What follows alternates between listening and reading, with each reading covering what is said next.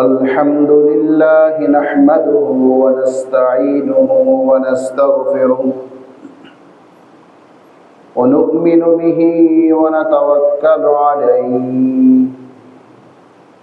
ونعوذ بالله من شرور أنفسنا ومن سيئات أعمالنا من يهده الله فلا مضل له ومن يضلله فلا هادي له ونشهد أن لا إله إلا الله وحده لا شريك له ونشهد أن سيدنا وحبيبنا ومولانا محمدا عبده ورسوله أرسله بالحق بشيرا ونذيرا وداعيا إلى الله بإذنه وسراجا وقمرا منيرا أما بعد فأعوذ بالله من الشيطان الرجيم بسم الله الرحمن الرحيم أقيموا الصلاة وآتوا الزكاة وأطيعوا الرسول لعلكم ترحمون وقال الله تبارك وتعالى والمقيمين الصلاة والمؤتون الزكاة والمؤمنون بالله واليوم الآخر أولئك سنؤتيهم أجرا عظيما اللهم صل على محمد وعلى آل محمد كما صليت على إبراهيم وعلى آل إبراهيم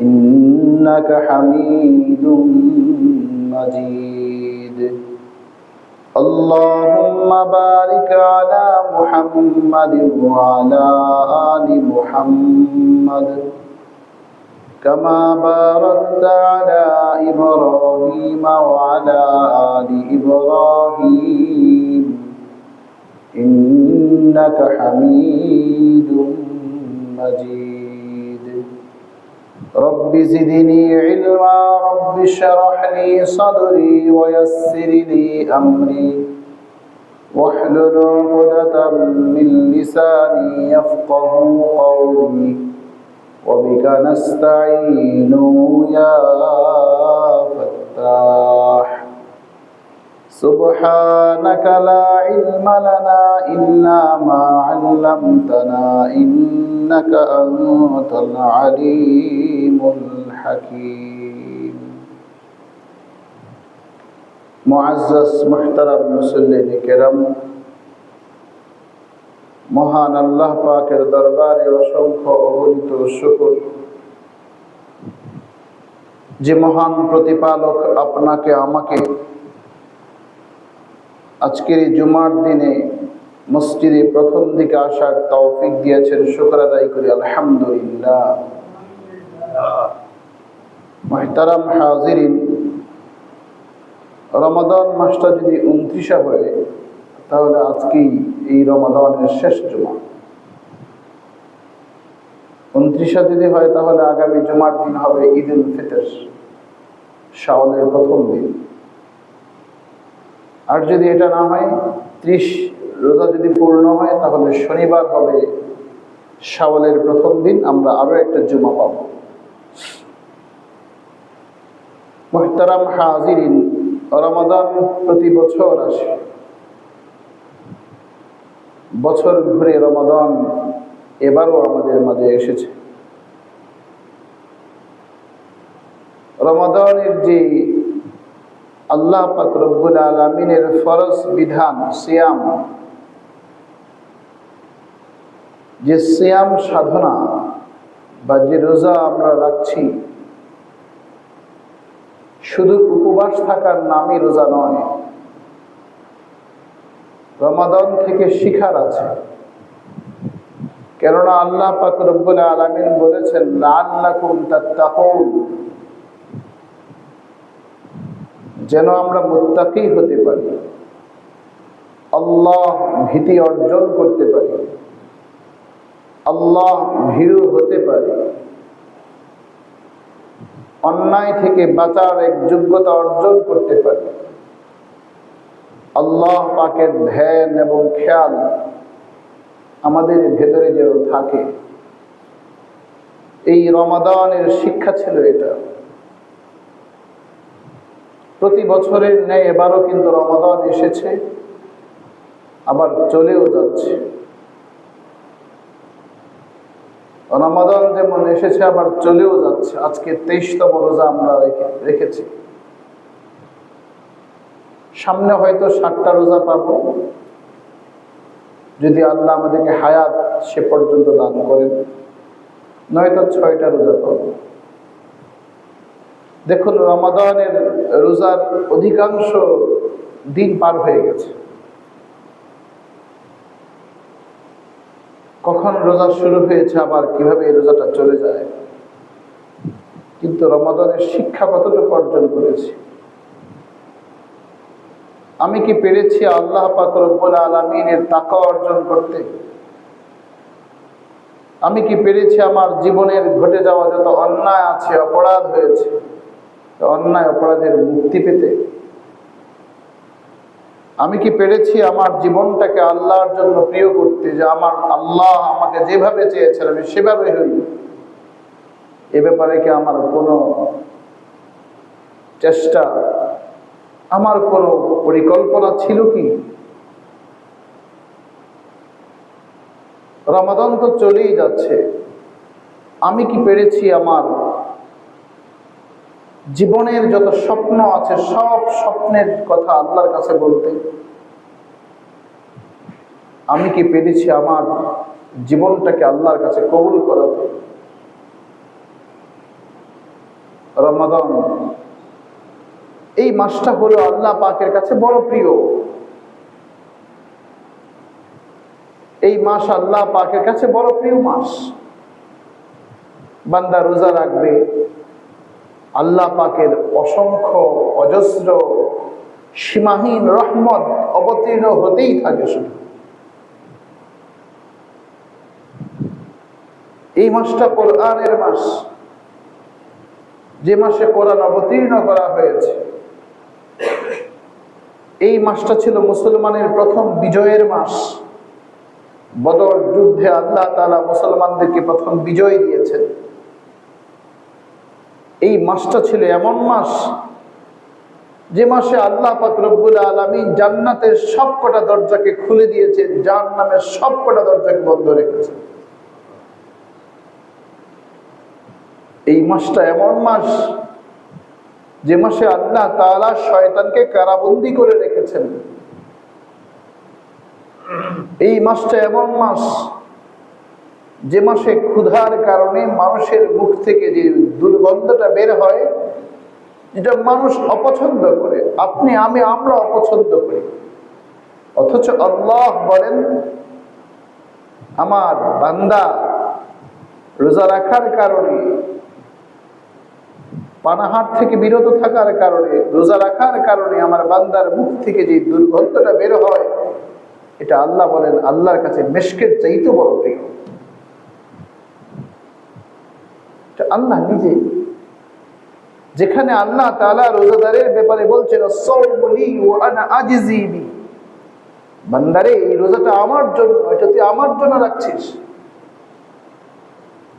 সব ইবাদত দেখা যায়, একটা বাহবা প্রশংসা পাওয়া যায়, কেবলমাত্র শুধুমাত্র সিয়াম এমন একটা ইবাদত যেটা দেখা যায় না, শুধুমাত্র তার প্রতিদান কেবলমাত্র আল্লাহ তাআলা নিজেই দেন। সাওমুলি ওয়া আনা আজজি বি, বান্দা এই রোজাটা তুই আমার জন্য রেখেছিস, আর কার জন্য না, এই প্রতিদানটা আমি তোকে দেব। হাদিসে আসছে রোজাদারের জন্য জান্নাতে একটা ফটক থাকবে, একটা গেট থাকবে, তুরক রায়্যান নামক একটা গেট থাকবে। এই গেটটা দিয়ে শুধুমাত্র রোজাদারকেই প্রবেশ করতে দেওয়া হবে। রোজাদারকে বলা হবে তুমি এই গেট দিয়ে প্রবেশ করো, রোজাদারের জন্য গেট। মুহতারাম হাজির, এই সিয়ামের মাস, এই রোজার মাসটা আমি আপনি কিভাবে কাটালাম? রাসূল করিম সাল্লাল্লাহু আলাইহি ওয়াসাল্লাম মিম্বরে আরোহণ করার কালে মিম্বরে আরোহণ করেছেন। এই হাদিসটা আপনারা একাধিকবার শুনেছেন, বিভিন্ন জায়গায় আমি নিজেও বলেছি। মিম্বরে আরোহণের পর একবার, দুবার, তিনবার করে আমিন বললেন। সাহাবায়ে কেরাম বললেন, ইয়া রাসূলুল্লাহ, আমরা কোনো কিছুই শুনি না, শুনতে পাইনি, আপনি আমিন বললেন, ব্যাপারটা কি? আপনার এর মধ্যে কি মাহাত্ম্য আছে? আল্লাহ রাসূল সাল্লাল্লাহু আলাইহি ওয়াসাল্লাম বললেন, ও আমার সাহাবীরা শোনো, জিবরাইল এসেছিল আর সে 3টা দোয়া করেছে, আমি 3টার দোয়ার প্রতি উত্তরের জবাবে আমিন বলেছি। এর মধ্যে একটা ছিল রমাদান মাস পেয়েছে, রমাদান মাস পাওয়ার পর রমাদান মাসে আমল করে রমাদান মাসে আল্লাহর প্রিয় হওয়ার একটা মহা সুযোগ পাওয়া সত্ত্বেও সে তার জীবনের অন্যায় অপরাধকে ক্ষমা করাতে পারেনি, সে উম্মত যেন ধ্বংস হয়। জিবরাইল দোয়া করেছে, আমি আমিন বলেছি। ও মেরে মুহতারাম ভাই, দোস্ত বুজুর্গ, রমাদান মাস তো সে মাস চলেই যাচ্ছে, রাসূল আমিন বলেছেন আর জিবরাইল আমিন আলাইহিস সালাতু ওয়াস সালামের দোয়াটা করেছেন। এই দোয়া কবুলের নিশ্চয়তা আছে, এখানে কোনো অনিশ্চয়তার কিছু নেই। আপনি আমি কি আল্লাহর কাছে সেভাবে কাঁদতে পেরেছি যেভাবে কাঁদলে পরে আল্লাহ আমাকে ক্ষমা করে দিবেন? বেজরের রাত এক এক করে 3টা, 2টা পার হয়ে গেল, 21 রাত পার হয়ে গেল, 23 রজনী পার হয়ে গেল, বেজরের এই শেষ দশকের 3য় দিন আজকে।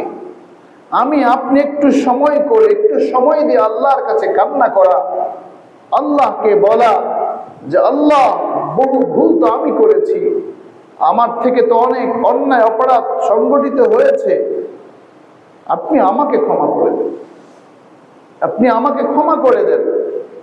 ক্ষমার জন্য আল্লাহর কাছে ক্ষমা ভিক্ষা কতবার চেয়েছি। নিজের জীবনের যত ভুল আছে, অন্যায় আছে, অপরাধ আছে, সব কিছুকে সামনে এনে আল্লাহর পানে দুহাত তুলে হৃদয়ে নিংড়ানো ভালোবাসা দিয়ে চোখের অশ্রু ঝেড়ে যদি বলতাম, আল্লাহ আপনি আমাকে ক্ষমা করে দেন, আমার ভুলের কোনো সীমা নাই, আমার ভুলটা অনেক, আমি আমার ভুলের পরিসংখ্যান করে কিছুই খুঁজে পাই না, যে কত ভুলের একটা সীমা আমি খুঁজে পাই না।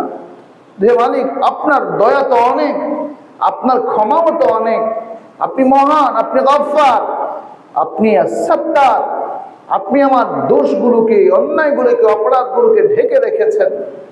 আপনি যেভাবে আমার ভুল, অপরাধ, আমার অন্যায়গুলোকে ঢেকে রেখেছেন, সেভাবে আপনি আমাকে পরকালেও ঢেকে রাখেন। আপনি আমাকে ক্ষমা করে দেন, আপনি গফফার, আপনি গফফার, আপনি ক্ষমাশীল। আপনার ক্ষমা ছাড়া আমার কিছুই নাই। আপনি ক্ষমা না করলে আমি কখনোই আখিরাতে শান্তি পাবো না, দুনিয়াতেও আমি শান্তি পাবো না। আপনি আমাকে রমাদান মাসে হাজার হাজার কোটি কোটি মানুষকে আপনি ইফতারের পূর্ব মুহূর্তে জাহান্নাম থেকে মুক্তি দিচ্ছেন, মেহেরবানি করে দয়া করে আমাকে আপনার ক্ষমাপ্রাপ্তদের তালিকায় অন্তর্ভুক্ত করুন। এই কথাগুলো আপনার আমার বলা প্রয়োজন ছিল। আমরা আল্লাহর কাছে এভাবে যদি বলতাম, আল্লাহ ক্ষমা করে দিতেন। আল্লাহ পাকের ওয়াদা, বান্দা তুই যদি আমার কাছে ক্ষমা চাস, আমি তোকে ক্ষমা করে দেব। আল্লাহর ক্ষমার প্রতিশ্রুতি দিয়েছেন, আল্লাহর ক্ষমা প্রতিশ্রুতি দিয়েছেন, আমি অবশ্যই ক্ষমা করব। বান্দা আদউনি আস্তাজিব লাকুম, বান্দা তুই আমাকে ডাক, আমার কাছে চা, আমি তোর ডাকের সাড়া দেব, আমি তোর ডাকের সাড়া দেব। আল্লাহ পাকের ওয়াদা। তোর অপরাধ কতটুকু হয়েছে, তোর অপরাধের সীমা কতটুকু, তোর অপরাধের সীমা যতটুকু, তার 1000 গুণ বেশি আমার ক্ষমা। আমার ক্ষমা এত, আমার ক্ষমার পরিধি এত বিস্তৃত, আমার ক্ষমা এত শক্তিশালী। আল্লাহ তাআলা বলেন, বান্দারে আমার ক্ষমা শক্তিশালী, এতটুকু শক্তিশালী, তো সকল অন্যায় অপরাধকে ধুয়ে মুছে পরিষ্কার করে তোকে পুত পবিত্র করে তোকে জান্নাতের উপযোগী করে দিবে আমার ক্ষমা। সে ক্ষমা আমরা চাই না, আমরা আল্লাহর জন্য নিবেদিত হই না। আল্লাহ বলেন, বান্দা তুই আমাকে ডাক, আমার কাছে চা, আমার কাছে চাইলেই তুই সব পাবি। আমি আল্লাহর কাছে চাচ্ছি। জন্য আল্লাহ বলেন, বান্দা সময় তোমার জন্য বসে থাকে না।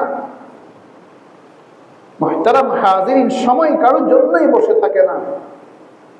দেখুন, জীবনের বয়সটা যদি হিসাব করি, অতীতের পিছনের দিকে যদি তাকাই, কয়টা রমজান চলে গেছে। আগামী রমাদান পাবো কোনো নিশ্চয়তা নাই, আগামী রমাদান পাওয়া যাবে কোনো নিশ্চয়তা নাই। দেখুন আপনার পরিবারে কত সদস্য ছিল, আজকে কে কে আছে আর কে নাই। আমার পরিবারে কে আছে কে নাই। বাবা তো ছিলেন, চলে গেলেন।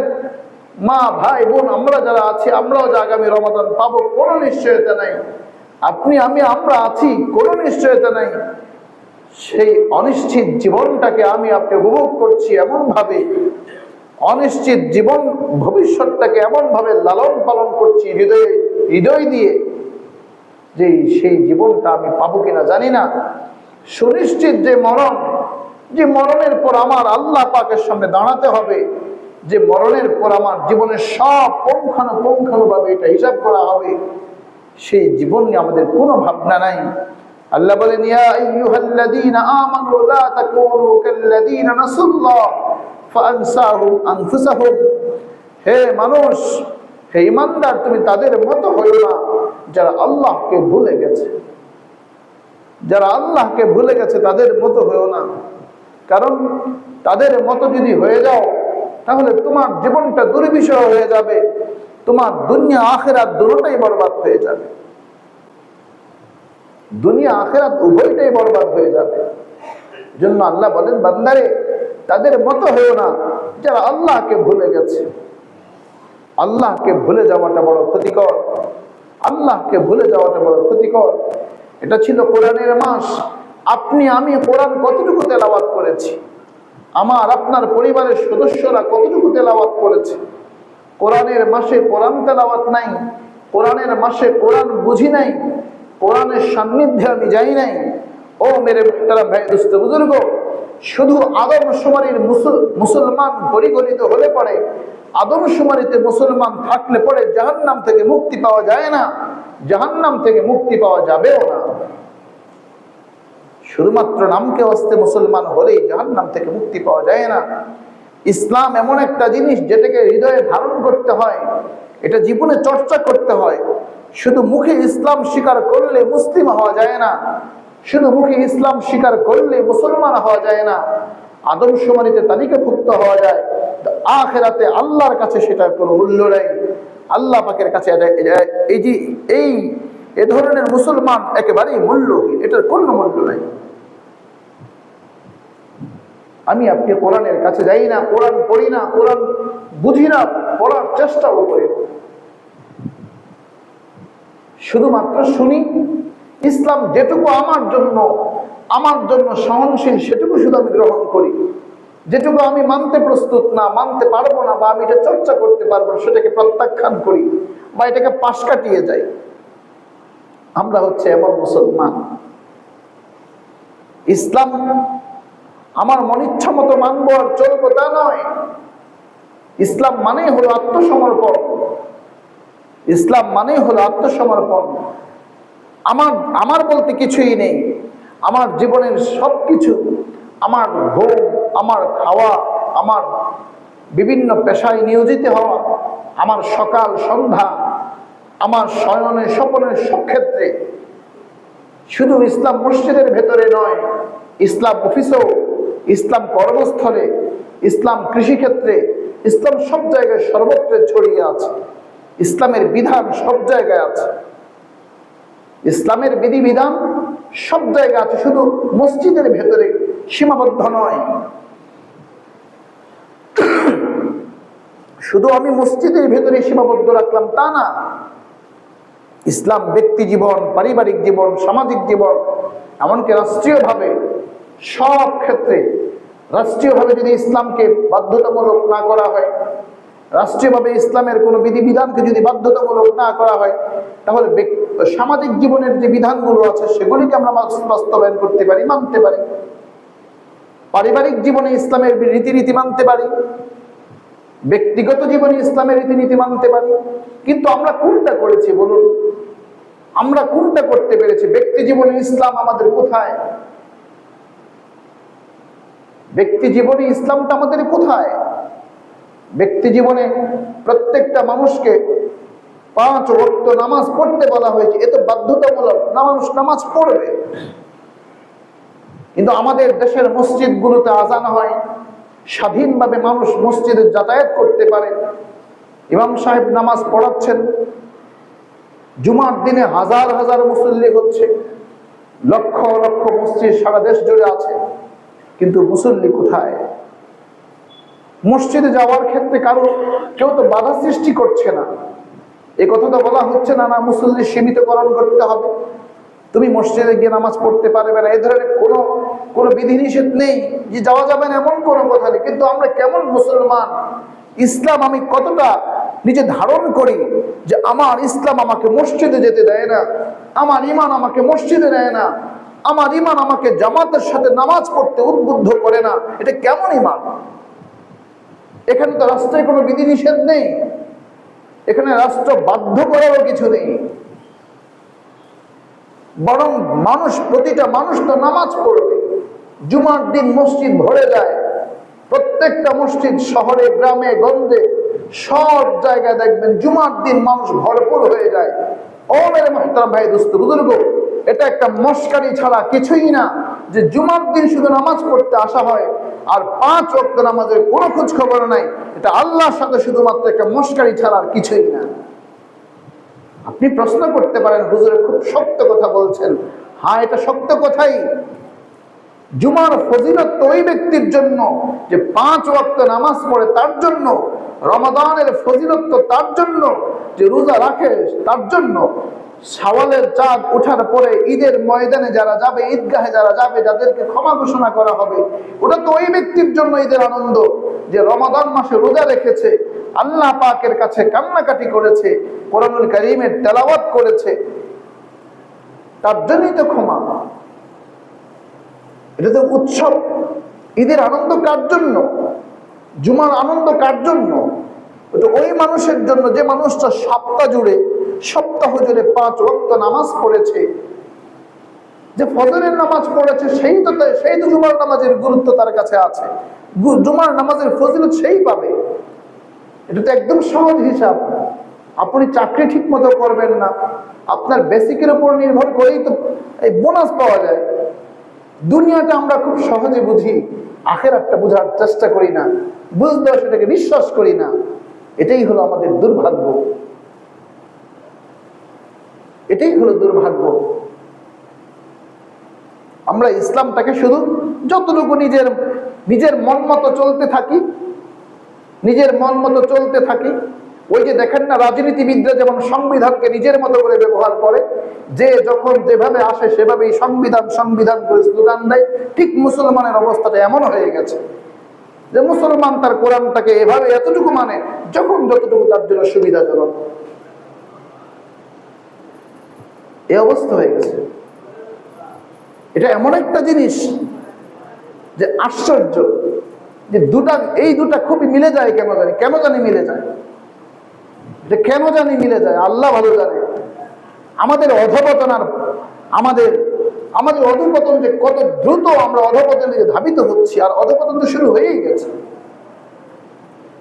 আমরা কোরআনকে ততটুকু মানি যেটুকু আমার জন্য খাপ খায়, মানে আমার আচরণের সাথে কোরআনটাকে মিলাচ্ছি। কিন্তু আমি নিজে কোরআনের সাথে মিলতে যাচ্ছি না, যে আমি যে কাজটা করব এটা কোরআন কি বলছে সেটা দেখে করি। বিবাহ করতে যাচ্ছে, সেক্ষেত্রে কোরআন কি বলছে সেটা না, সমাজ কি বলছে। সমাজে যদি দেখে যে না এটা খুব বেশি হয়ে যাচ্ছে, তখন বলে এটা তো ইসলামে নাই। দেখবেন সবকিছু বলতে গিয়ে যখন মোহর ঠিক করতে যাবে বলবে এই ইসলামে কি এত টাকা মোহরের কথা আছে, এটা আছে সেটা আছে, অথচ সে যে আরো কত কিছু করলো সেগুলি যে ইসলামে নাই এটা সে খোঁজ খবর রাখে না। তখন হুজুর বিয়ে যখন পড়াবে তখন হুজুর খুঁজে, দোকান যখন উদ্বোধন করবে তখন হুজুর খুঁজে, যখন ফ্যাক্টরি উদ্বোধন করতে হবে তখন দোকান খুঁজে।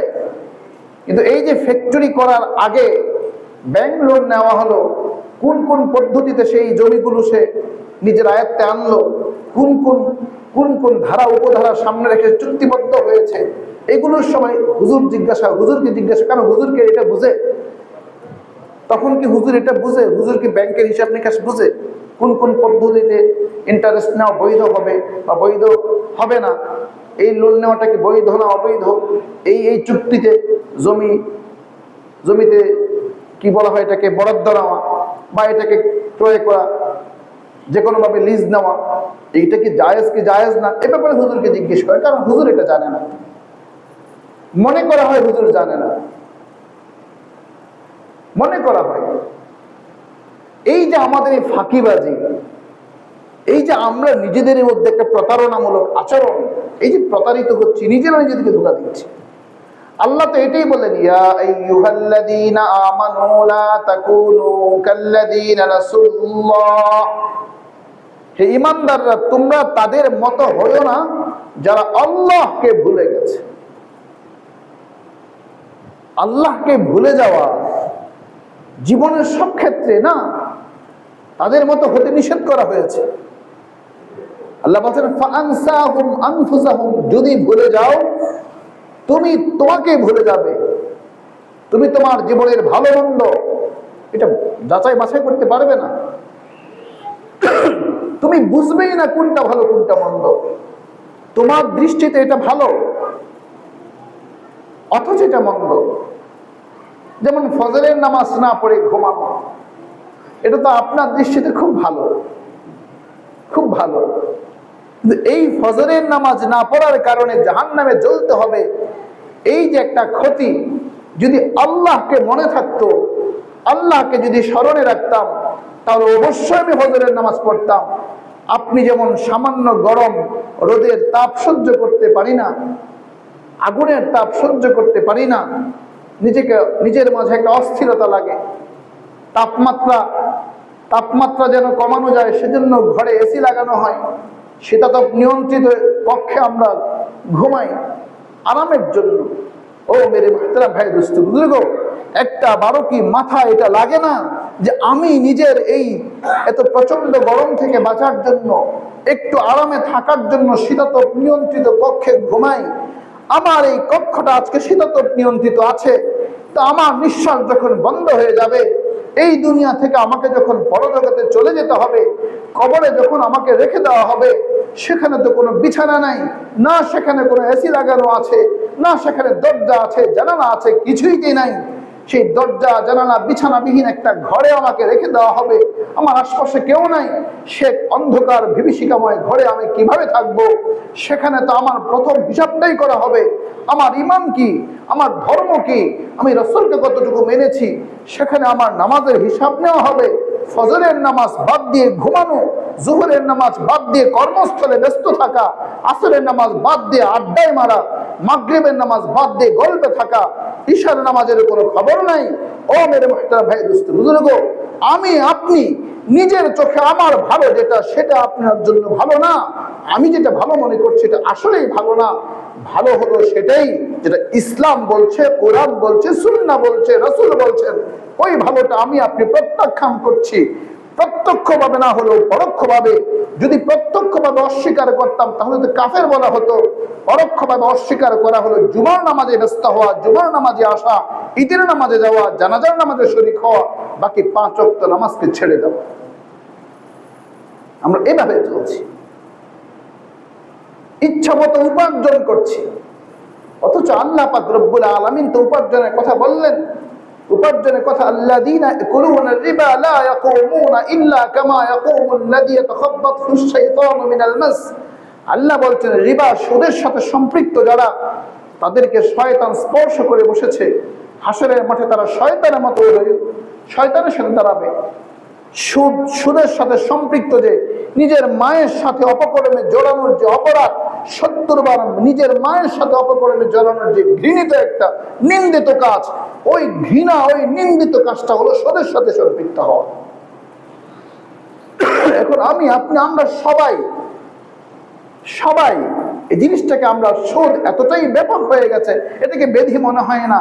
দেহের তাপমাত্রা সামান্য যদি বৃদ্ধি পায়, আপনি নাপা খান, ডাক্তারের পরামর্শ নেন, বিভিন্ন পদক্ষেপ নেন, কারণ রুচি নষ্ট হয়ে গেছে, দেহের তাপমাত্রা বেড়ে গেছে, মাথা ব্যথা আছে, শরীর ব্যথা আছে, অসুস্থ মনে হয়। কিন্তু রুচি, যে আমাদের ধর্মীয় রুচি, ইসলামী রুচি যেটা নষ্ট হয়ে গেছে, সেজন্য আমি আপনি চিকিৎসার কোনো প্রয়োজনীয়তা অনুভব করি না। আবার আমরা মুসলমান, কি স্লোগান, মুসলমান।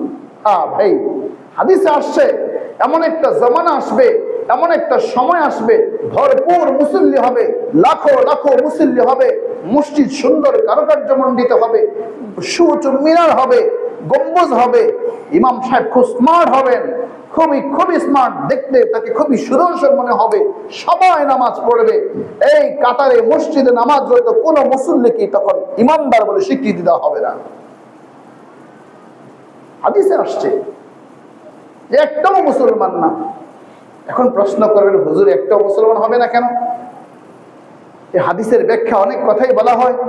আমাদের ইমানের ভেতরে সমস্যা আছে, আমরা মানুষকে দেখানোর জন্য নামাজ পড়তে আসি, নামাজে না আসলে মানুষ খারাপ বলবে সেজন্য আসি, রেশমি কাপড়ে পরে আসি, যে সমস্ত পারফিউম ব্যবহার করি সেগুলো থেকে হারাম। বিভিন্ন কারণে আমাদের ইমানের মধ্যে সমস্যা হয়ে যায়, বিভিন্ন কারণে আমাদের নামাজটা নষ্ট হয়ে যায়।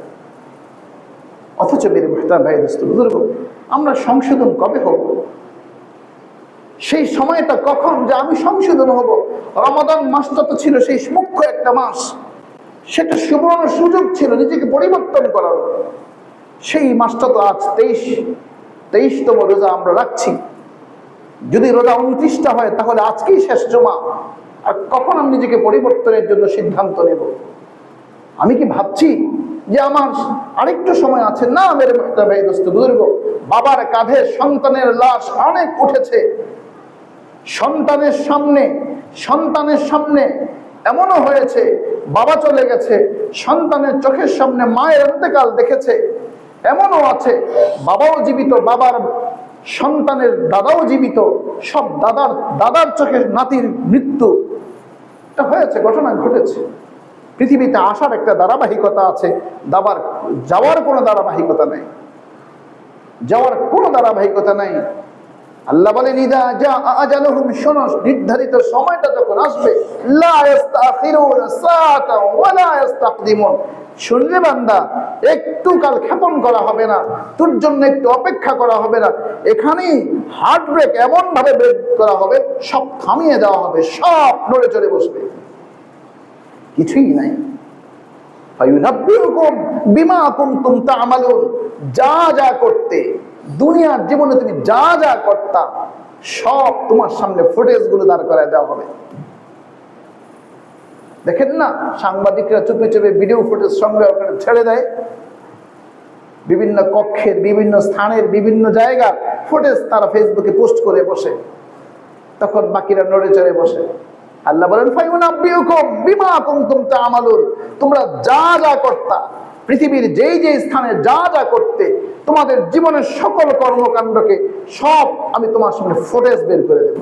দেখ, তোরটা তুই দেখ, সমস্ত ফুটেজ বের করে দেওয়া হবে। এগুলো আমাদের মাথায় আসে না কেন? ওই যে কোরআন পড়ি না। আমি যদি কোরআন পড়তাম, আপনি যদি কোরআন পড়তেন, আয়াত আপনার সামনে আসতো, আপনার বিবেকে নাড়া পড়তো, হৃদয়ে আলোড়িত হতো, পরিবর্তনের সিদ্ধান্ত নিতাম। কিন্তু কোরআনের কাছেই তো যাই না, সব হুজুররা বলবে, ঠিকাদার সব হুজুররা। না ভাই, আমি এভাবেই বলি, আমি স্পষ্ট করে এভাবেই বলি, আপনি যে ঠিকাদারি অন্যের ঘাড়ে দিয়েছেন, না, এটা আপনার কাজ। ইসলামকে ব্যক্তি জীবনে চর্চা, এটা বলুন তো, আজকে ফজরের নামাজ যারা পড়তে পারে নাই তাদেরকে কে বারণ করেছে? কে বারণ করেছে ফজরের নামাজটা না পড়তে? রাষ্ট্র কর্তৃক কোনো বিধিনিষেধ ছিল? সমাজ কর্তৃক কোনো বিধিনিষেধ ছিল? পরিবার কর্তৃক কোনো বিধিনিষেধ ছিল? কোনোটাই যেহেতু ছিল না, নামাজ তো ব্যক্তিগত আমল। নামাজ আপনি কেন মসজিদে এসে পড়েন নাই, অথবা ঘরে কেন পড়েন নাই, কোন কারণে পড়েন নাই? আপনি কেমন মুসলমান? আপনি কেমন মুসলমান? আপনার জন্য কি জুমার নামাজ? বলবেন হুজুর এটা কিভাবে বললেন? কিছু মানুষ আছে তাদের গায়ে লেগে যায়, হুজুর এত শক্ত কথা বলা ঠিক না, আমরা দুর্বল মুসলমান, আমাদেরকে আসতে দেন। কেন আপনি দুর্বল মুসলমান হবেন কেন? আপনাকে তো সবল হতে বলা হয়েছে। আপনি দুর্বল, তাহলে চিকিৎসা নেন। আমি ডাক্তার, আমি যা বলছি সেটা শোনেন, সে প্রেসক্রিপশন গ্রহণ করুন। স্বাস্থ্য খারাপ হলে ডাক্তারের শরণাপন্ন হন, ঔষধ সেবন করেন। তাহলে আমিও তো একজন ডাক্তার, এই ডাক্তারের প্রেসক্রিপশন গ্রহণ করে আপনি আপনার জীবনটাকে সুস্থতা পরিণত করার জন্য চেষ্টা করুন। হচ্ছে না। ব্যক্তি জীবনে ইসলাম নাই, পারিবারিক জীবনেতে নেই। পারিবারিক জীবনে ইসলামটা কোথায়? পরিবারকে যেভাবে পরিচালনার কথা বলা হয়েছে, আপনি আপনার সন্তানকে নামাজের প্রতি কি উদ্বুদ্ধ করছেন? নামাজের জন্য কি বাধ্য করছেন? আপনার সন্তানকে তেলাওয়াতের জন্য কি বাধ্য করছেন? করছেন না তো। যদি করতেন, কই, তারা তো কিছুই করছে না। যদি করতেন তাহলে কোথায়? তারা করছে না কেন? এজন্য মেরে মুহতারাম ভাই, দোস্ত বুজুর্গ, আমরা আমাদের এই কাজগুলোকে, আমাদের এই সমস্ত কাজগুলোকে আমরা শুধুমাত্র রেখেছি কোথায় জানেন? আমরা রেখেছি শুধুমাত্র আয়োজনে, উৎসবে। অথচ ইসলাম ছিল ব্যক্তি জীবনে, ইসলাম পরিবারে, ইসলাম সমাজে, ইসলাম রাষ্ট্রে। ব্যক্তি জীবনে যখন ইসলাম চর্চা হয় না, তখন পারিবারিক জীবনে ইসলাম চর্চা হবে না। পারিবারিক জীবনে যদি ইসলাম চর্চা না হয়, সামাজিক পর্যায়ে ইসলামের চর্চা হবে না। ব্যক্তি জীবনে ইসলাম নাই, পারিবারিক জীবনে ইসলাম নাই, সামাজিক জীবনে ইসলাম নাই। আপনি কি স্বপ্ন দেখেন ইসলাম প্রতিষ্ঠা রাষ্ট্রীয়গত হবে? এটা শুধু ধোঁকাবাজার, কিচ্ছু না। এটা ধোঁকাবাজি ছাড়া কিছুই না। এটা ধোঁকাবাজি ছাড়া কিছুই না। এই যে সম্পদ উপার্জন করছি দুই হাত দিয়ে, যেভাবে ইচ্ছা সেভাবে, হায় হায় হায়, কোন হালাল হারাম একটাবার আমার এই কয় বছরে, এখানে হলো 12 বছর, এর আগে ঢাকাতেও ছিলাম, নারায়ণগঞ্জ ছিলাম, আমার এই ছাত্র জীবন বা কর্মজীবন, আমি এই পর্যন্ত একটা মানুষ খুঁজে পাই নাই, আত্মীয় স্বজন বলেন আর পাড়া প্রতিবেশী বলেন আর যাই বলেন না কেন, অনেক মানুষের সাথে আলহামদুলিল্লাহ যেহেতু তবলিগ করেছি, অনেক বড়দের সাথে সর্বোচ্চ থেকে সর্বনিম্ন অনেকের সাথে যোগাযোগ আছে, দেখা সাক্ষাৎ হয়েছে, আন্তরিকতাও আছে। একজন মানুষ বলে নাই হুজুর এই উপার্জনটা শুরু করতে যাচ্ছে, এটা হালাল না হারাম। একজন মানুষ পাইনি। হ্যাঁ, ব্যবসা শুরু করেছে, যখন পেঁচ খাইছে তখন এসে জিজ্ঞেস করে হুজুর এটা। আমি বললাম যে এটা শুরু করার আগে কেন জিজ্ঞেস করেন না? কয় তখন তো বুঝতে পারিনি। আবার আমাদের আরেকটা সমস্যা আছে, যতক্ষণ পর্যন্ত নিজের মন মতো না হবে ততক্ষণ পর্যন্ত হুজুর চেঞ্জ করে, এই হুজুরকে না হলে ওই হুজুরকে, ওই হুজুরকে না হলে ওই হুজুরকে, মানে যে সহজ করতে পারে। এই একটা সমস্যা। আরেকটা সমস্যা মনে রাখবেন, এখন আমরা ইন্টারনেট থেকে জ্ঞান অর্জনের চেষ্টা করছি। এটা খুব শক্তভাবে আমি বলি, ইন্টারনেট থেকে অথবা ফেসবুক থেকে অথবা ইউটিউব থেকে আমরা এখন যে কোনো জ্ঞান, শুধু ইসলামের ক্ষেত্রে বলবো না, সব ধরনের জ্ঞান আমরা এখন এই সোশ্যাল মিডিয়া থেকে নেওয়ার চেষ্টা করছি। এই কাজটা কখনোই করবেন না। বই পড়ুন, কোন একটা ব্যক্তির আপনি যে জ্ঞানটা অর্জন করতে চাচ্ছেন সেই জ্ঞান সম্পর্কে অভিজ্ঞ যিনি আছেন তার পরামর্শ নিয়ে অথবা তার সান্নিধ্যে গিয়ে ওই বিষয়ে তিনি যে সাজেশন দেন, আপনাকে যে পরামর্শ দেন, সেই বিষয়ে বই পড়ুন, যথেষ্ট জ্ঞান অর্জন করবেন। সোশ্যাল মিডিয়া থেকে আল্লাহর রাস্তে বলি, বাইতুল মোকাররমের খতিব সাহেব উস্তাদে মুহতারাম আমার এবং একজন জগৎ বিখ্যাত আলেম, বিশ্বের কতগুলি খ্যাতিমান ব্যক্তিদের নাম যদি আপনি তালিকাভুক্ত করেন 1 থেকে 10, তাহলে উনি পড়ে যাবেন। একজন বিদগ্ধ আলেম, বিজ্ঞ আলেম।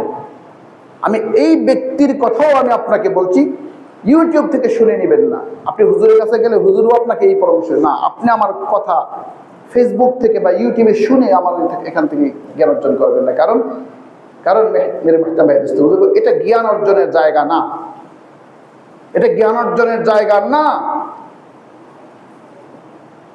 এটা জ্ঞান অর্জনের জায়গা না। এটা যদি জ্ঞান অর্জনের জায়গা থাকতে খুব সহজ একটা অফিস আদালতে কিংবা ব্যাংকে দেখবেন অনলাইন থাকা সত্ত্বেও একটা হার্ড কপি রাখে।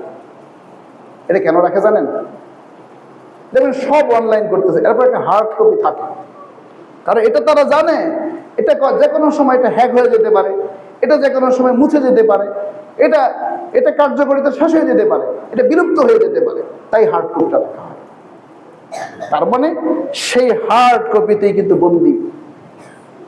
যেই কথাটা আপনি এখন শুনছেন মিডিয়াতে, এটা কাটছাট করা হয়, এখানে বক্তা হয়তো তার বক্তব্য শব্দ চয়নে ভুল করতে পারেন, যখন তার সান্নিধ্যে গিয়ে জিজ্ঞেস করবেন তখন কিন্তু তিনি একটু সাবধানতার সাথে উত্তরগুলি দিবেন। আর যে লেখকদের লেখে সেও খুব সাবধানতার সাথেই লেখে।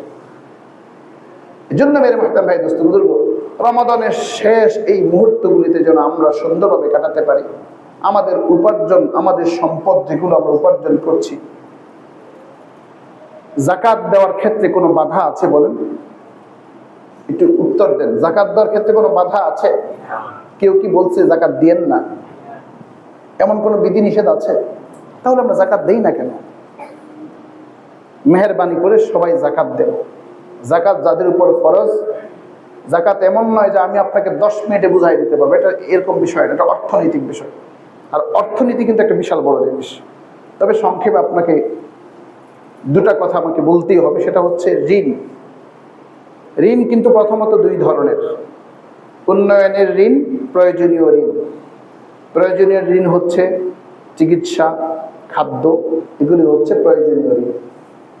উন্নয়নের ঋণ হচ্ছে আপনি 6 তলা বাড়ি করবেন, 10 তলা বাড়ি করবেন, 8 তলা বাড়ি করবেন, ব্যাংক লোন নিয়েছেন।